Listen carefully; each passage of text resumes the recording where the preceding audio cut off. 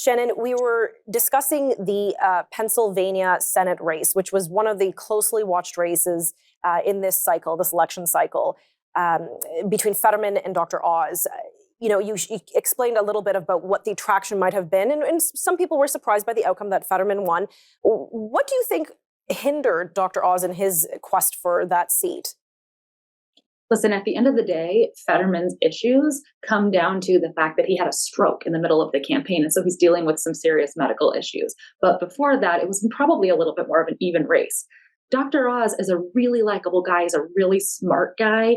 He's great on TV. He's very popular there. But he didn't resonate with Pennsylvanians, mostly because he's a little fancy for their take, maybe. And he might have done better in another state, but he was sort of what we say a carpetbagger, in that he was going across state lines to win a race that he thought was winnable. And it just turned out that he wasn't. He had some strategic campaign errors as well, just gaffes mostly. I don't know what's wrong with this personally, but a lot of people point to the fact that he drank wine at a Steelers tailgate.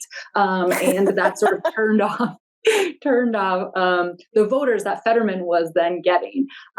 So listen, likability across the tickets was just really a tough issue, a tough hill to overcome this year.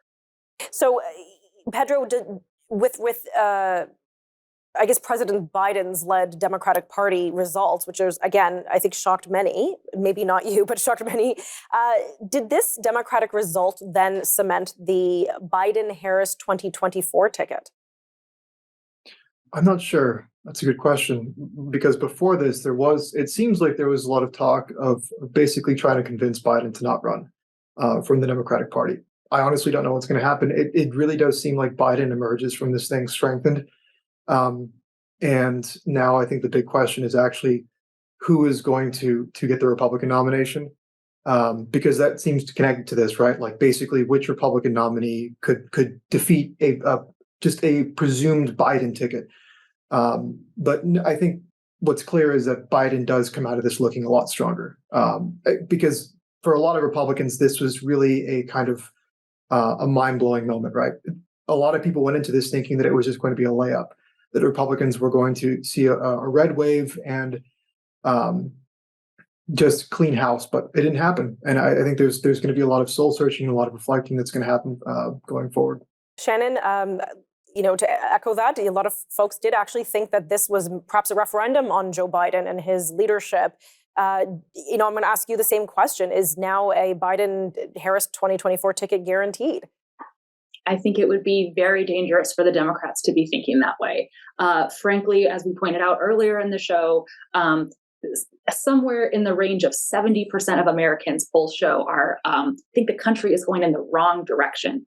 Exit polls from last week showed that inflation and cost of living is top of mind for reporters, and the Biden administration just has nothing to say on that. They couldn't even run. They couldn't even run a message against it during the election. Now, number two on voters' minds coming out of the polls, which was surprising to Republicans, was abortion. And so I think that really helps split the ticket and keep the margins thin. But listen, the Republicans, the red wave lost because of Trump-endorsed candidates losing. So this was actually a second referendum on Trump. And I think that Joe Biden would not be smart to take this as an emboldened move for a 2024 campaign.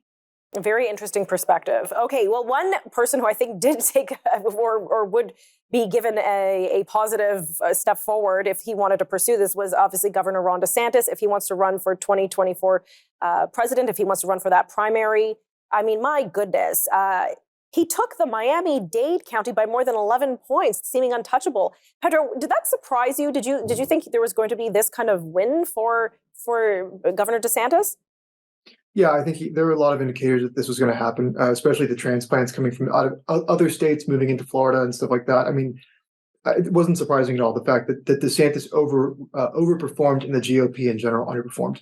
But I actually don't want him to run in 2024. I'm one of these people that is actually trying to not think about 2024, because I think that the Republican Party, there's a lot of work that needs to happen within the Republican Party, regardless of who gets the nomination, in my view. And I think DeSantis is a great governor, and he should continue being a great governor.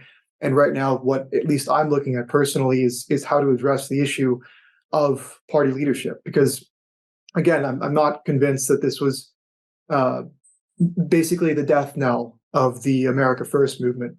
I think there are a lot of other factors at play, and in particular, GOP leadership.